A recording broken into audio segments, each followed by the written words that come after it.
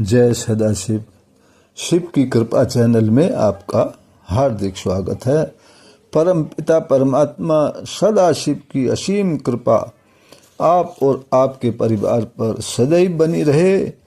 तो इसी प्रार्थना के साथ आज बात करेंगे, ये जानेंगे कि भगवान शिव को कौन सा फूल चढ़ाने का या कौन सा पत्र चढ़ाने का कितना महत्व होता है और किस फूल का महत्व, किस पत्र का महत्व किससे अधिक होता है। तो ये शास्त्रों में ये बताया गया है कि एक तपस्वी सर्वगुण संपन्न और वेदों में निपुण ब्राह्मण को 100 तोला सोना दान करने से जिस फल की प्राप्ति होती है वो भगवान शंकर पर 100 फूल चढ़ा देने से प्राप्त हो जाता है। यानी कि 1 तोला सोना की जो महत्व है वो 1 फूल के बराबर बताया गया है। 1 फूल चढ़ाने से भी वही फल प्राप्त हो जाता है जो स्वर्ण दान से होता है। तो कौन से फूल पत्र शिव को चढ़ाने चाहिए, कौन से नहीं चढ़ाने चाहिए, ये सब जानकारी आज हम इस वीडियो में करेंगे। और ये भी जानेंगे कि किस फूल के चढ़ाने से किसके बराबर फल प्राप्त होता है।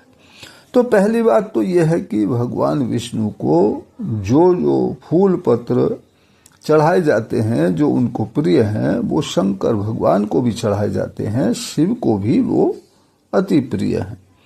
केवल एक ही पुष्प है जो से केतकी का पुष्प कहते हैं, उसका निषेध बताया गया है शास्त्रों में। तो इसकी कथा अलग है कि उसको निषिद्ध क्यों किया गया है।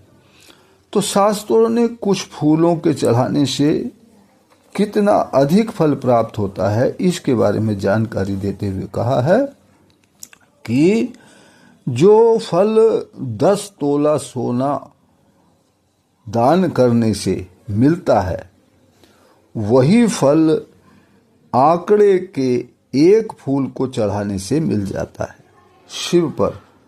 यानी कि आंख जो मदार जिसको कहते हैं उसका 1 फूल चढ़ा दोगे तो 10 तोला सोना जो दान करोगे उसके बराबर फल प्राप्त होता है। और अगर आप 1 फूल कनेर का चढ़ा दोगे तो 10 मतलब 1000 आंकड़े के फूलों के चढ़ाने से जो फल प्राप्त होगा वो फल प्राप्त हो जाएगा 1 कनेर का फूल चढ़ाने से।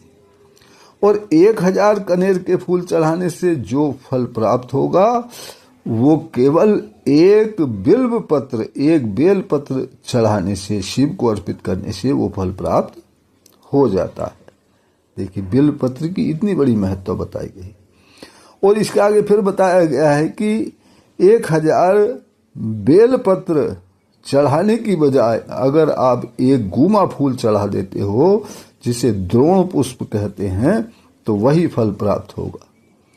और इसके आगे फिर बताया गया है कि आप 1000 गुमा फूलों की जगह अगर 1 चिचिड़ा, जिसको चिरचिटा कहते हैं, अपामार्ग कहते हैं, जिसको हमने पहले वीडियो में उसकी महत्ता बताई है, अपामार्ग का 1 पत्ता चढ़ा दोगे या अपामार्ग का फूल चढ़ा दोगे तो वही फल प्राप्त होगा जो 1000 गुमा फूलों के चढ़ाने से प्राप्त होगा।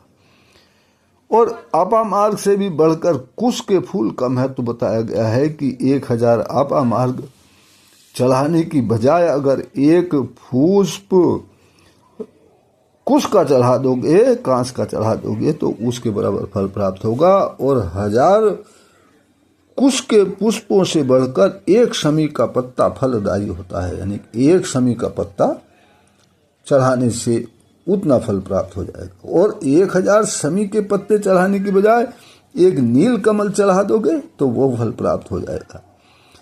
और शमी का फूल का बहुत ही अधिक महत्व बताया गया है। और अंत में ये बताया गया है कि समस्त फूलों की जातियों में सबसे बढ़कर नील कमल का पुष्प होता है।